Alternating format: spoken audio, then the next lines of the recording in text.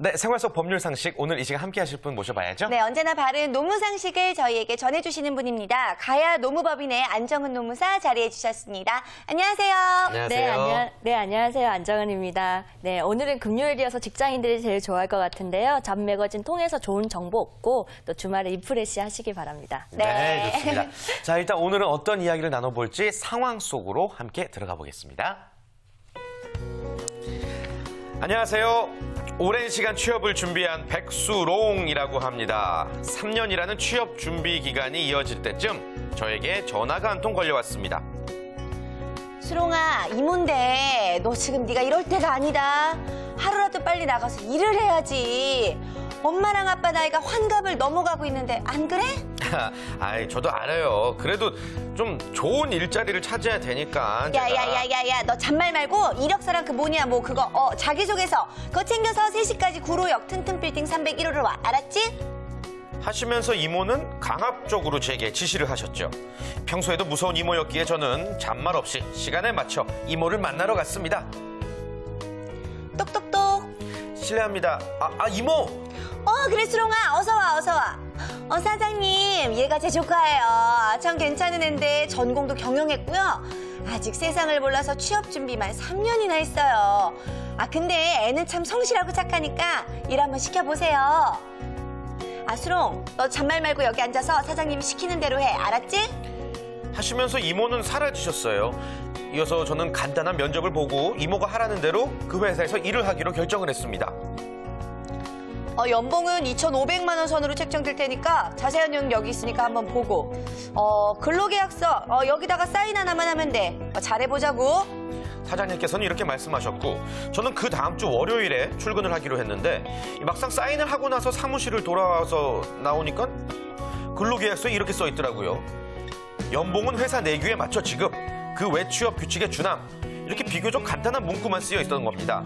뭔가 빠진 듯한 허전한 느낌이 드는데 이거 제대로 된 근로계약서 맞는 겁니까?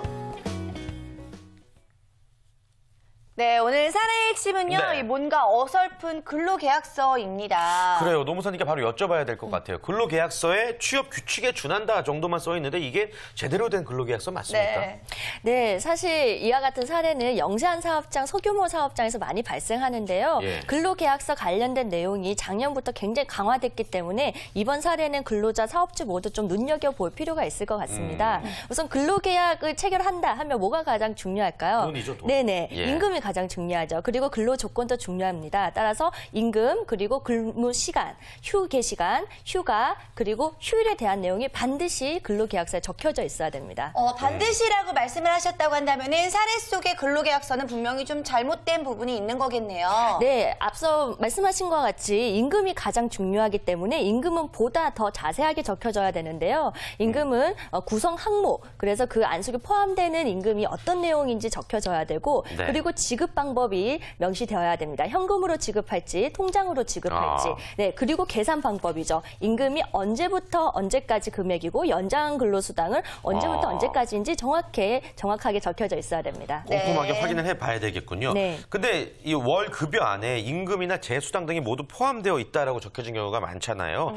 이것 그냥 넘어가도 되는 부분인가요? 네, 사실 그 연봉 계약할 때 연봉서에 연봉 임금 총액에 뭐 각종 수당이 포함되어 있다 이렇게 적힌 계약서 쓰는 경우가 굉장히 많습니다. 네. 하지만 이 계약서 속에 예를 든다면 뭐 월급액이 200만 원인데 이 금액 속에는 뭐 연장수당, 휴일수당, 야간수당이 포함되어 있다 이렇게 적혀져 있는 경우에는 그 금액이 얼마이고 어떻게 계산된 건지 정확하게 적혀져 있지 않다면 인정이 안 됩니다. 따라서 그냥 뭐 임금 총액이 200만 원이다라고 했을 때 경우에는 인정이 안 되기 때문에 근로자가 연장 근로를 했을 경우에는 연장 근로수당을 청구할 수가 있는 거죠. 네네. 네, 그렇습니다. 근데 사례 때처럼요, 지인을 통해서 일을 구했을 경우에는 요 근로계약서까지 쓰자고 하기 뭐해서 좀 안 쓰는 경우들도 있거든요. 그런데 이렇게 작성하지 않으면 나중에 혹시 불이익 같은 게 있을까요?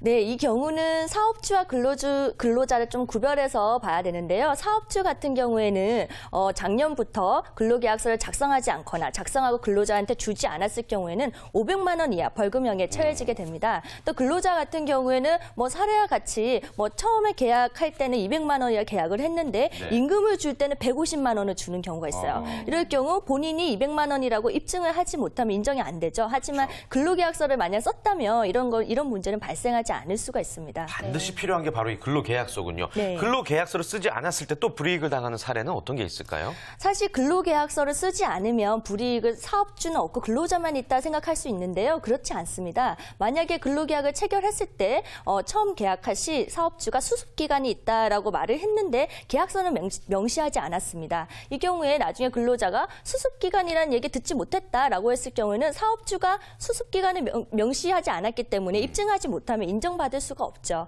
반면 근로자 같은 경우는 제가 했던 사건을 예를 들면 뭐 200만 원을 한 달 월급을 받기로 하고 계약을 체결했는데 첫 번째 월급은 현금으로 받았어요. 근데 두 번째, 세 번째 임금을 받지 못하자 이분이 노동부에 신고를 했습니다. 그래서 노동부에서 3자 대면해서 사업주와 만나는 관계에서 사업주가 그분한테 그런 거죠. 저 이 사람 처음 보는 사람이다. 네. 이 사람 우리 사업장에 온 적도 없다. 이러니까 이분은 사실은 일을 해서 임금을 못 받았을 뿐만 아니라 근로 자체를 부정당했기 때문에 굉장히 억울하죠. 사실 근데 근로계약서만 작성했다면 이런 문제는 충분히 예방할 수 있는 거죠.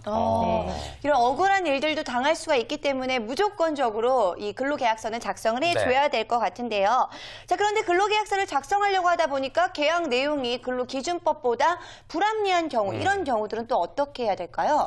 네, 근로기준법은 강행 규정인 동시에 최저 기준입니다. 따라서 근로기준법 기준보다 낮게 근로계약을 체결하는 경우에는 인정이 되지가 않습니다. 뭐 예를 든다면 우리 회사는 퇴직금이 없다. 아니면 휴일을 적게 준다. 이렇게 했을 경우에는 그 적게 기준을 잡은 내용은 무효가 됩니다. 반면 근로계약서가 기준법보다 더 유리하게 된 경우가 있죠. 뭐 퇴직금을 누진제로 해서 근속기간에 따라서 더 많이 준다. 이럴 경우에는 유리한 조건이 우선 적용되게 됩니다. 그렇군요. 근로계약을 작성하지 않게 되면 아무튼 근로계약 자체가 무효가 되는 거죠? 사실은 근로계약서를 작성하지 않은 걸로 인해서 사업주가 형사처벌받고 이제 근로자가 입증하기 어려운 문제가 있는 건 별개로 말로 체결한 근로계약도 사실은 효력은 있습니다. 그렇군요. 근데 사례에서 보면은 취업 규칙에 준한다 이런 내용들이 있잖아요. 여기서 말하는 취업 규칙이라는 게 뭔지도 좀 애매한 것 같아요. 네, 취업 규칙이라고 하면 사업주가 일방적으로 하나의 사업장에 동일 모든 근로자에게 적용하게 하는 규범인데요. 이제 보통 사규라고 합니다. 이제 근로계약서와 차이점은 사업주가 일방적으로 정한다는 거기 때문에 차이가 있습니다. 그럼 취업 규칙에 적혀져야 되는 내용은 뭐 복리후생이나 근로조건 그리고 징계와 포상에 관한 내용인데요. 지금 화면에서 나오는 것과 같은 이런 내용이 명시되어져야 합니다. 근데 취업 규칙 같은 경우에는 10인 이상 사업장의 경우에 반드시 노동부에 신고를 해야 되고 그렇지 않을 경우에는 또 500만 원 이하 과태료 처벌이 있기 때문에 이 점 유의하셔야 될 것 같고요. 취업 규칙과 근로계약서 내용이 다를 경우에는 유리한 내용이 우선 적용하게 됩니다. 그렇군요. 아무튼 이 취직만큼이나 중요한 게 근로계약서라는 것을 다시 한번 알 수 있었습니다. 마지막으로 짧게 근로계약서와 관련해서 더 전해주실 내용 있으신지요? 네, 근로계약서를 작성하고 싶은데 서식이 없다 이럴 경우도 있잖아요. 이 경우에는 고용노동부 홈페이지에 들어가시면 근로계약서를 검색하면 서식을 활용할 수 있으니까 이렇게 활용하시면 좋을 것 같습니다. 그렇군요. 오늘 노무사님 말씀 고맙습니다. 감사합니다. 감사합니다.